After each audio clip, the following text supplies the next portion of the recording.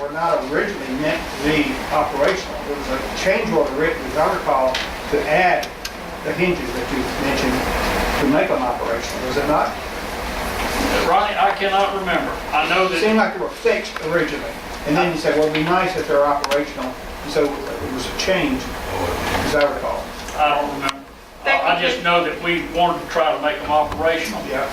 so that you could at least shut them. You know, Right. they wasn't gonna stop a projectile probably, but you could shut them. But in either case, they should not be warped. You Yeah. should not have to pay for warp Mayor, shutters. why don't you just get with Stocks in the morning and just let them know our concern, please? Well, I think that before he meets with Mr. Starks, we probably need to pull all those change orders and make sure that we didn't go back and do a change order. Well, and I agree with that. Approve it. Our recourse, Gary, is through our architect at JBHM, so we can tell Glenn Curry that we've got a problem with it. Glenn Curry goes to the contract. Well, So we that's need what to I meant, call right protocol. Lynn. Yeah, Excuse me, if I said it, she got it, she's efficient. Okay.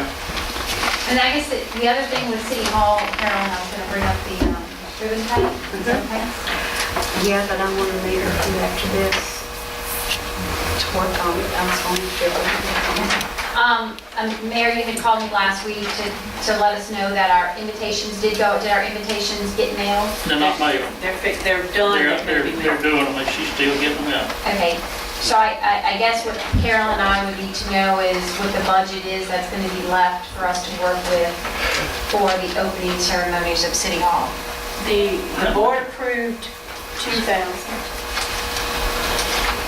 We're sending out 400 invitations at what, 44 cents a piece. So, plus the printer.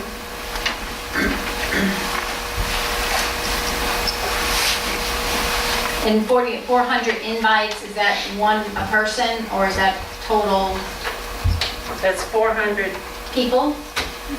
There's 400 people that have been singled out for an invitation. We hope there's 1,000, 2,000 there. That people just, But, I mean- We kind of need to know those numbers so we can plan for, Refreshments, whatever Yeah. you've got.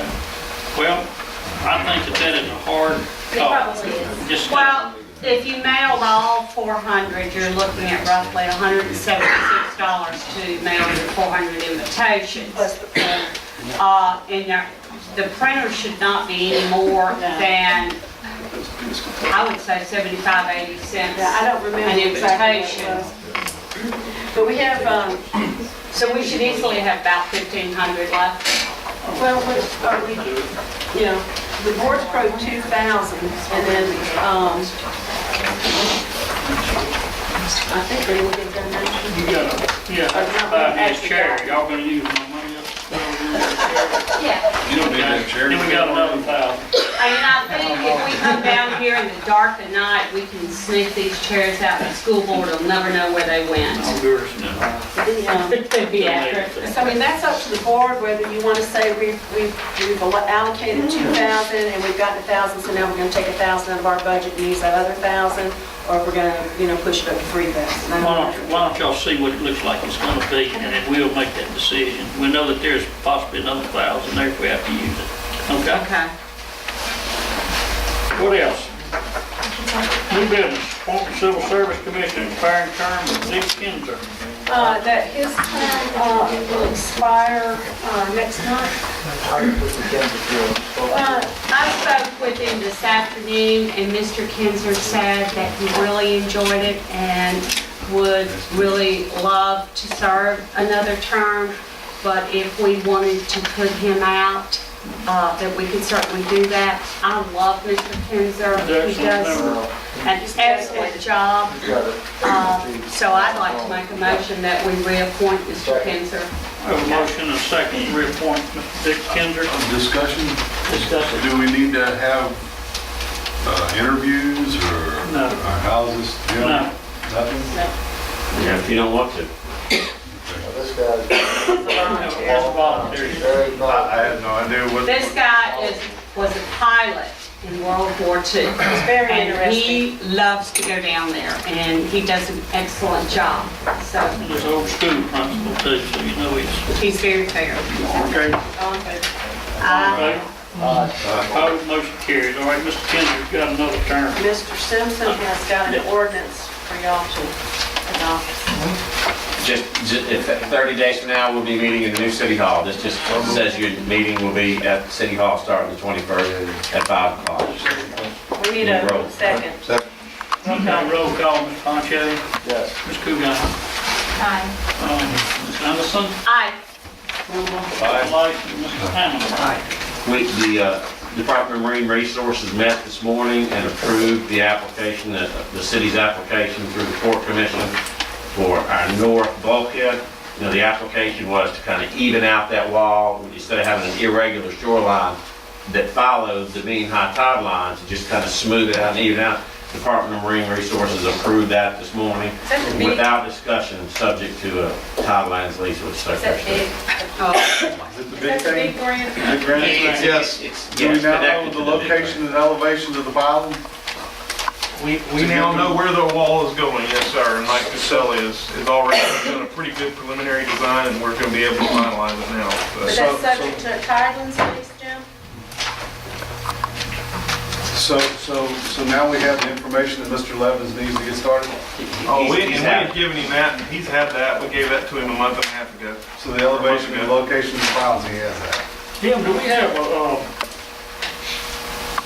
that title lease latest edition? The latest thing, yeah, you've got the latest edition. It was, the latest edition was what I sent to all of you and what I sent to the Secretary of State and what he found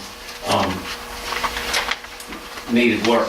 Have they sent anything back, what needed work? No, but several times, just to make sure to make sure things didn't get messed up, I've sent emails as recently as today. I sent another email to Ray Carter, the Secretary of State's office, and said, I'm not being pushy, I'm not being ugly, but, you know, we've not heard back from you guys, and where it stands is we're waiting to hear from you.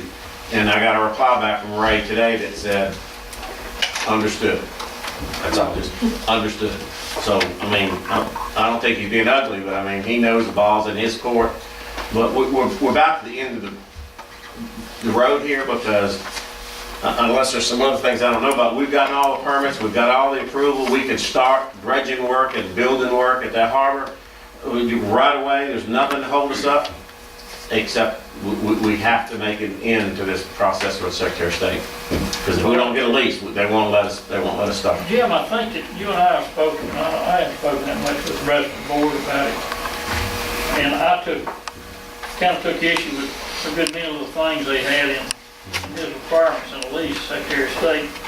And maybe I'm being a little too jumpy about it, and maybe not. I'd like for all of y'all to truly take some time and highlight things that jump out at you that would be very cumbersome doing business, you know, like, that you, everything, in any instance that you're doing something, you're gonna have to get it approved from Secretary of State in Jackson.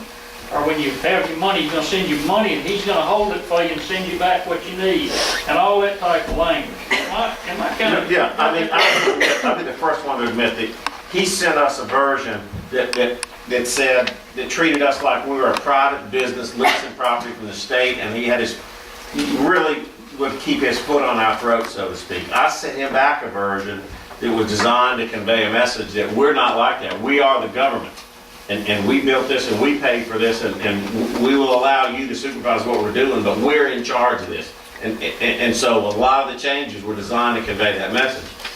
I'm not saying that everything I suggested is acceptable. He sent us a message, and I tried to send him one back.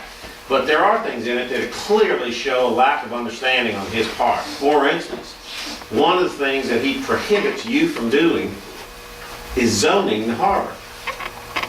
Now, come on, you're the government. You got the right to zone every inch of property in the city, whether you own, excuse me. You have the obligation to zone every inch of property in the city, whether you own it or not. That's not the point. The Gulfport has its harbor zone, Biloxi, Passchendaele. You haven't created a zoning classification for the harbor, but you need to. And for him to say, well, I'm just not going to let you zone property in the city, that's just, clearly they haven't put in the time to understand that this is public property and not private property. And I think that surfaces in a lot of areas, so. Well, I think that, if we can't find some middle ground to make this not so cumbersome to do business with the state, you know, I've said it, I'm being a little bit jumping out there, and probably I'm not saying it in public, but I will say it. If they're not gonna work with us, we'll let them take it, they run the whole daggone thing. They can pay the harbor guards and fix boards and lights that go out and do the whole thing. Why are we gonna put up with that misery and have to check with them to see what color, what type of board we're gonna put on the building? We can get it approved before we can do it. I just can't see it. I mean, I feel strong about that. If they're gonna run roughshod over us on every little inch of it, then do the whole thing, we'll just sit back and storm knocks it down. You get things, you go work, and all the bleeding we've done to get the harbor back together, the piers built, harbor house built, fuel stations, all the rest of it. Why should we go through that and then treat us like, you know, we're just kind of, you know, Are they doing this to the other ports too? Biloxi's kind of a unique situation, I think, and I don't want to speak out of turn. There's some old leases that. Biloxi went through all of this when gaming came along, and so there's all kinds of accommodations and situations that they worked out years ago in Biloxi. Gulfport is going through exactly what we're going through. There is no lease in the harbor down there, and they have some unique issues because of Jones Park and the deed, and it's a very difficult negotiation. They're in the middle of. That may be what's got Ray Carter slow on us. He's not slow, he's just preoccupied, but I know they're working on theirs. I was with their city attorney this weekend. Pastor Jan had to basically surrender a couple of months ago and just take the lease they were offered, because if they didn't, they would have lost that money for the harbor expansion, and they just had no choice. So Pastor Jan, just a month or so ago, just surrendered and took the lease. Well, that was some leverage that they held against them. It's like that $25 million in order to expand the harbor. Well, you can't afford to fight. I mean, if the city of Pastor Stan argued with it for the next 6 months, they would have lost that money. We're under the same kind of pressure. I mean, if we argue with them for 6 or 8 months over what's right, in the end, I don't know who's going to win, but in the meantime, we'll lose the several $1 million worth of harbor grant. But you're right, Jim, except for one thing. Pastor Jim was standing to lose $25 million. Well, that's Right. And we may lose $1 million, or $1 million and some change. And also, I don't see how, maybe where we need to put our feet in the sand, you know, I don't know. But I can tell you, operating the way they got it set up right now is not a good long-term relationship. I hope that they'll turn their attention to it. We'll all sit in a room and we'll reach an accommodation. I mean, in every circumstance I've ever had to deal with Delbert Hoseman, he's been a reasonable fellow, and I hope he will be on this. I wanted to ask, David, you said we had that information to Mr. Levens? Yes, sir, we had provided the information he asked for about a month ago as a tentative thing, and told him, hey, we think this permit is going to go, we're not going to have any problems, here's the information that you need. And that's the same And permit? he's been going forward on his design, as far as I understand. So we're not holding him up anymore? He told me, after the DMR hearing, I called him and I said, okay, you be advised now, this permit has been granted, the information that we gave to you before is now firm, it's complete. He said, look, I've been assuming that, and I told him this Thursday night that his attorney and I need to get together and talk about what kind of extensions they're going to get. I'm still waiting to hear from him. I hadn't heard from him yet, and I told him I'd like to make something where I could report to the Port Commission on Thursday what the proposal was. Jimmy said, fine. Not only can we do that, I can pull my building permit by Thursday, where at that point, I've got my permit pulled, we have basically met that deadline, and so now we're talking about other stuff, trying to show some good faith. I said, well, that'd be great, but you